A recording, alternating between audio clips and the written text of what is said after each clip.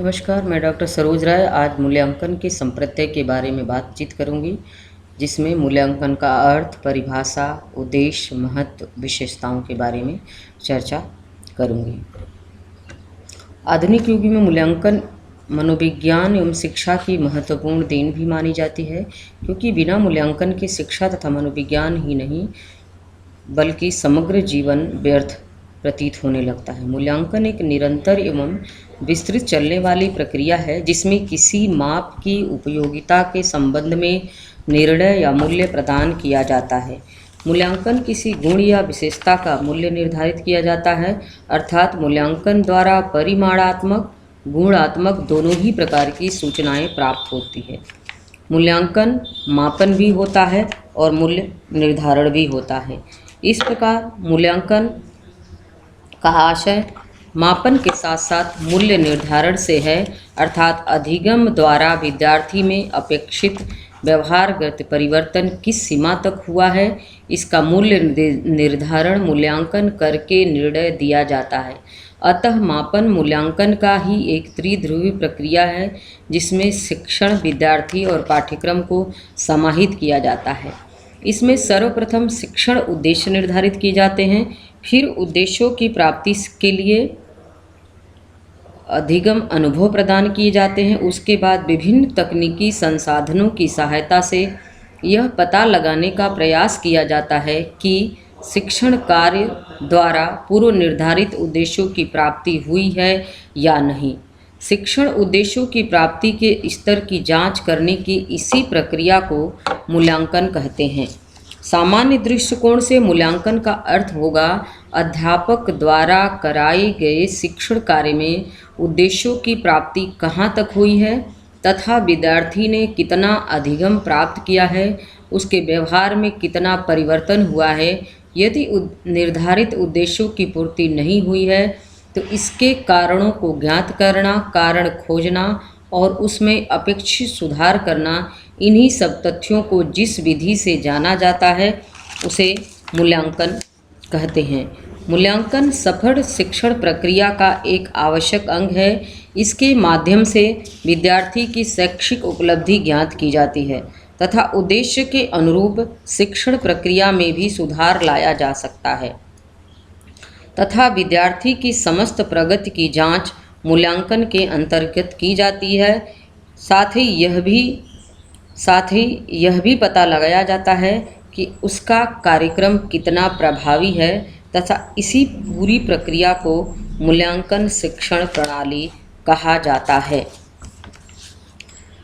अधिगम के दौरान प्रगति को जानने, समझने, सुधारने के लिए जो मूल्यांकन किया जाता है उसे शिक्षणकालीन मूल्यांकन भी कहते हैं। इसका मुख्य उद्देश्य वह होता है कि अध्यापक और विद्यार्थी को यह पता लगता रहे कि पढ़ाते समय में अधिगम सफल रहा है या असफल रहा है। इस मूल्यांकन के आधार पर कक्षा परीक्षण में छोटे छोटे प्रश्न, गृह कार्य, कक्षा कार्य आदि के द्वारा आकलन करके विद्यार्थी को उद्देश्य निर्धारित करने के लिए अनेक तरीके बताए जाते हैं। इसमें जो बेहतर तरीका होता है उसको विद्यार्थी सीखता है और प्रभावी रूप में अपने शिक्षण में अध्यापक भी लाने का प्रयास करता है।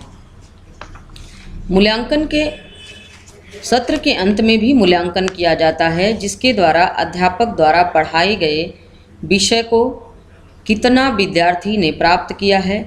उसका किसी पाठ को पढ़ाने के बाद अध्यापक विद्यार्थियों से प्रश्न करता है और उसमें विद्यार्थी कितना असफल रहता है, कितना सफल रहता है। निर्माणात्मक प्रक्रिया पर भी आधारित मूल्यांकन होता है। इसमें जब हम किसी कार्य को करते समय बीच में ही मूल्यांकन करते हैं तो इसमें हम यह पता लगाने का प्रयास करते हैं कि विद्यार्थी ने कितना सीखा है। अधिगम के रूप में मूल्यांकन एक नैदानिक रूप में भी मूल्यांकन करता है, अर्थात विद्यार्थी अपने अधिगम और अन्य लोगों के अधिगम के बारे में गुणवत्तापूर्ण कितना सूचना प्राप्त कर सकता है। अधिगम के रूप में मूल्यांकन योगात्मक मूल्यांकन पर भी आधारित होता है, अर्थात कार्य समाप्त होने पर उसकी जांच करते हैं कि हमने कितना सीखा, अर्थात मूल्यांकन के अंत में हमने किस प्रकार से उस अधिगम को किया, किस प्रकार से अपने शिक्षण उद्देश्यों में हमने सुधार किया तथा कितना अपेक्षित व्यवहारगत परिवर्तन हुआ। मूल्यांकन का शाब्दिक अर्थ। मूल्यांकन के अंतर्गत किसी गुण, विशेषता, योग्यता का मूल्य निर्धारित किया जाता है।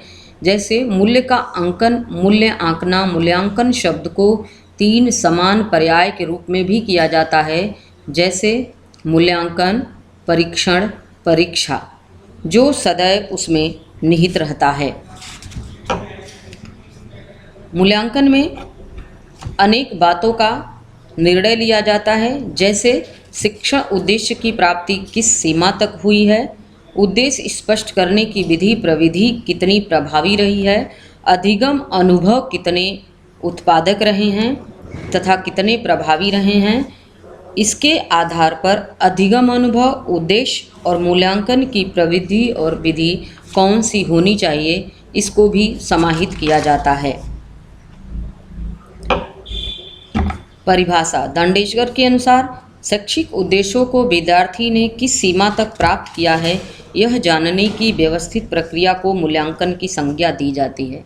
अर्थात शैक्षिक उद्देश्यों को किसी वस्तु या प्रक्रिया का मूल्य निर्धारित करना। शैक्षिक मूल्यांकन किसी शिक्षण प्रक्रिया या अधिगम अनुभवों की उपयोगिता के संबंध में मूल्य प्रदान करना होता है। मूल्यांकन एक ऐसी प्रक्रिया है जो सही ढंग से किसी वस्तु का मापन करती है।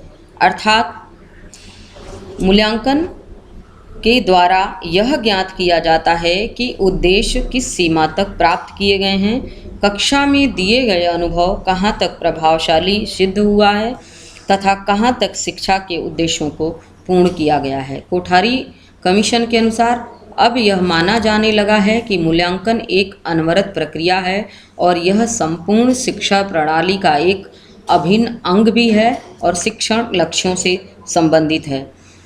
मूल्यांकन एक समावेशित धारणा भी है जो किए गए प्रयास के स्तर तथा मूल्य एवं प्रभावशीलता की ओर संकेत करती है। यह वस्तुनिष्ठता, प्रमाण, आत्मनिष्ठ निरीक्षण का समन्वय भी है। मूल्यांकन वह निर्णय प्रदान करती है जो विद्यार्थी के कार्य से प्राप्त सूचनाओं से निकाला जाता है।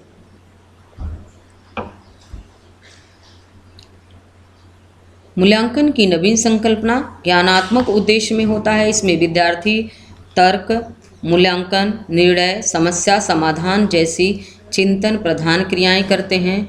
भावात्मक उद्देश्य में इसमें विद्यार्थी की रुचियों, अभिवृत्तियों, संवेदना, सहानुभूति, समानुभूति आदि का मूल्यांकन किया जाता है। क्रियात्मक उद्देश्य में इसमें मूलभूत जानकारी की प्राप्ति जैसे क्रिया प्रधान कौशलों का अवलोकन करके किया जाता है, जिसमें अनुकरण, अभ्यास, अवलोकन आदि के माध्यम से मूल्यांकन किया जाता है।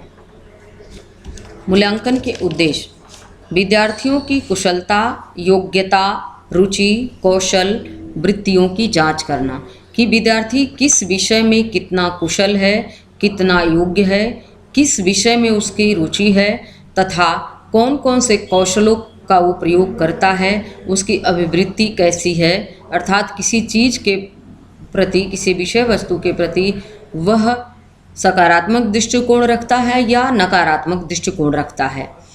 विद्यार्थी की कठिनाइयों, विफलताओं का निर्धारण यह ज्ञात किया जाता है कि विद्यार्थी किस विषय में, किस टॉपिक पर उसको कठिनाई है और किस कठिनाई के कारण वह विफल होता है। उसका निर्धारण करके उसको सफलता की ओर अग्रसित करने का प्रयास किया जाता है। मूल्यांकन उपचारात्मक शिक्षण में सहायक होता है। उपचारात्मक से तात्पर्य का होता है कि किसी विद्यार्थी की किस विषय में कितने कम अंक आए, क्यों कम अंक आए, इसका निर्धारण अध्यापक करता है और उसका उपचार करके आगे आने के लिए उसको निर्देशन देता है। विकास को निरंतर गति देने में सहायक होता है, क्योंकि मूल्यांकन में अनेक प्रक्रियाएं की जाती हैं, होमवर्क, गृह कार्य, छोटे छोटे प्रश्नों के माध्यम से, तो वह विद्यार्थी उसके माध्यम से अपने व्यक्तित्व का विकास करता रहता है तथा अपने सुधार करता रहता है। व्यावसायिक पद प्रदर्शन करने में सहायक का मतलब होता है कि विद्यार्थी का किस विषय के प्रति किस क्षेत्र में रुझान है, इसलिए उसके लिए एक निर्देशन का कार्य करता है। विद्यार्थियों के व्यवहार संबंधी सामग्री एकत्रित करने में सहायक होता है। कई बार विद्यार्थी का व्यवहारिक है, कई बार वो किसी चीज़ में उसमें संवेदना हो जाती है, क्रोध हो जाता है, भय हो जाता है, तो उसके संबंधित जो व्यवहार होता है उसकी संबंधित सामग्री एकत्रित करने में सहायता करता है। परीक्षा एवं पाठ्यक्रम में सुधार से संबंधित मतलब परीक्षा में अगर एक परीक्षा में विद्यार्थी के कम नंबर आए हैं तो उसमें किस प्रकार से सुधार किया जा सकता है। शैक्षिक कार्यक्रम, शिक्षण विधियों, विद्यालय की समस्त क्रियाओं का मूल्यांकन कार्यक्रम करने में सहायक होता है। कौन कौन से शैक्षिक कार्यक्रम चलाए जा रहे हैं, उसका परिणाम क्या हो रहा है, जिन शिक्षण विधियों का प्रयोग किया जा रहा है, क्या विद्यार्थी उन शिक्षण विधियों से ठीक प्रकार से सीख पा रहे हैं या नहीं, उनका जो अधिगम कराया जा रहा है वो अधिगम वो ठीक प्रकार से ग्रहण कर रहे हैं कि नहीं, इस समस्त क्रियाओं का मूल्यांकन करने में सहायक होता है। अध्ययन अध्यापन अवसरों की प्रभावशीलता में सहायक होता है। यह विद्यार्थी के लिए भी मूल्यांकन उतना ही सहयोगी होता है और शिक्षक के लिए भी उतना ही सहयोगी होता है। विद्यार्थी के लिए इस रूप में सहयोगी होता है कि विद्यार्थी अपनी कमियों का पता लगाते हैं और शिक्षक अपनी कमियों का पता लगाते हैं, तो आगे आने वाले समय में वह अपने को और अच्छा कार्य करने का अवसर प्रदान करते हैं। शिक्षा के उद्देश्य शिक्षण विधियों को प्रोत्साहित करने में सहायक होते हैं कि किसी विषय को किस विधि से पढ़ाया गया, अगर उससे सही मूल्यांकन का परिणाम नहीं आया तो जो अध्यापक है वह उन विधियों में परिवर्तित कर सकता है और दूसरी विधियों से विद्यार्थियों को प्रोत्साहित करके वो सहायता पहुंचा सकता है। मूल्यांकन की प्रकृति। मूल्यांकन एक सतत प्रक्रिया है, अर्थात जीवन से लेकर मृत्यु तक हर व्यक्ति का प्रतिदिन प्रत्येक क्षण मूल्यांकन होता रहता है और एक शिक्षक का तो होता ही रहता है। कभी कक्षा में विद्यार्थी करते हैं, कभी शिक्षक के ऊपर के अधिकारी करते हैं, इसलिए प्रत्येक व्यक्ति जीवन भर मूल्यांकन प्रक्रिया के अंतर्गत चलता रहता है। शिक्षण प्रक्रिया का एक अभिन्न अंग है, चाहे शिक्षण प्रक्रिया हो चाहे व्यावहारिक जीवन हो। मूल्यांकन हर समय शिक्षण प्रक्रिया में भी चलता रहता है, घर कार्य के व्यवहारों में भी चलता है। इसका सीधा संबंध शिक्षा के उद्देश्यों से होता है। जो भी शिक्षा के उद्देश्य निर्धारित किए गए, उन उद्देश्यों की पूर्ति कहाँ तक हुई, उसके आधार पर आगे आने वाले समय में उद्देश्यों के आधार पर उसको सुधार किया जा सकता है। विद्यार्थियों के परिणामों की गुणवत्ता का मूल्यांकन करता है कि जो परिणाम आज आया उस परिणाम के आधार पर अगर विद्यार्थी और शिक्षक संतुष्ट नहीं हैं तो उसकी गुणवत्ता का वो विकास करते हैं और आगे उसके आधार पर शिक्षण कार्य कराते हैं। इसका प्रमुख उद्देश्य होता है व्यवहार परिवर्तन का मूल्यांकन। विद्यार्थियों व्यवहार परिवर्तन की विद्यार्थी शिक्षण कार्य के दौरान किस प्रकार का व्यवहार करता है, इसका शिक्षक के साथ व्यवहार कैसा है, साथियों के साथ व्यवहार कैसा है। अगर वो छात्रावास में रह रही है छात्राध्यापिका तो वहाँ पर अपनी साथियों के साथ व्यवहार कैसा है, उन व्यवहारों के आधार पर उसको परिवर्तन की दिशा भी दी जा सकती है और उसके आधार पर शिक्षण उद्देश्यों की प्राप्ति करने के लिए एक सीमा का निर्धारण भी किया जा सकता है। मूल्यांकन की विशेषताएं। मूल्यांकन एक निरंतर चलने वाली प्रक्रिया है। इसमें मापन तथा जांच दोनों का समावेश है, मतलब इसमें माप भी किया जा सकता है और उपचार करके जांच भी की जा सकती है। यह विद्यार्थियों का व्यवहारगत परिवर्तन जांच करके उसके आगे एक प्रक्रिया भी दी जा सकती है। उद्देश्यों की प्राप्ति को निश्चित कराने में भी यह सहायक होता है तथा शिक्षण प्रक्रिया में सुधार करने की भी एक प्रक्रिया है।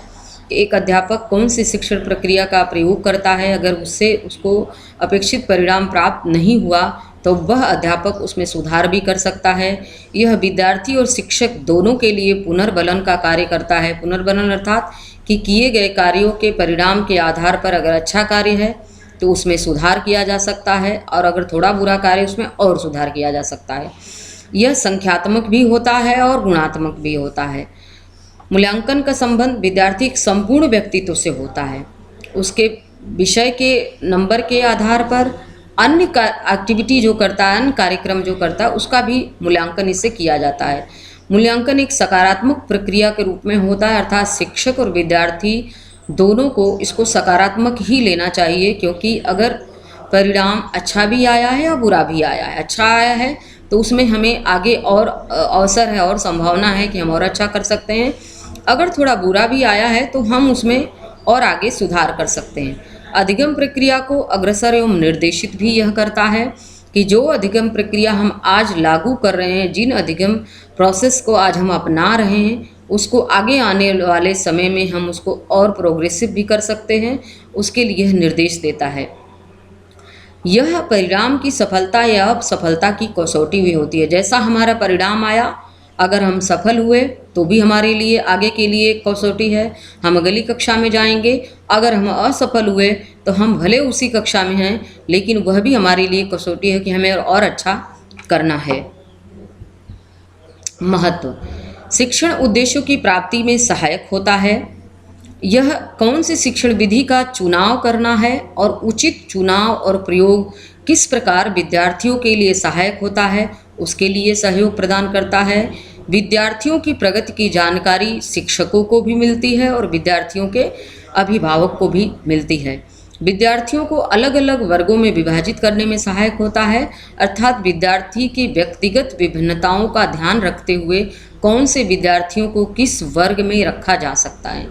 विद्यार्थियों की कमजोरियों को पता लगाने में भी सहायक है। अगर एक विषय में विद्यार्थी कमज़ोर है, उसका नंबर कम है, तो आगे आने वाले समय में उसकी कमजोरियों का पता लगाकर उस एक विषय में उसको ज़्यादा अच्छे से शिक्षण कराकर उसका परिणाम अच्छा दिलाने का प्रयास करने में भी सहायक है।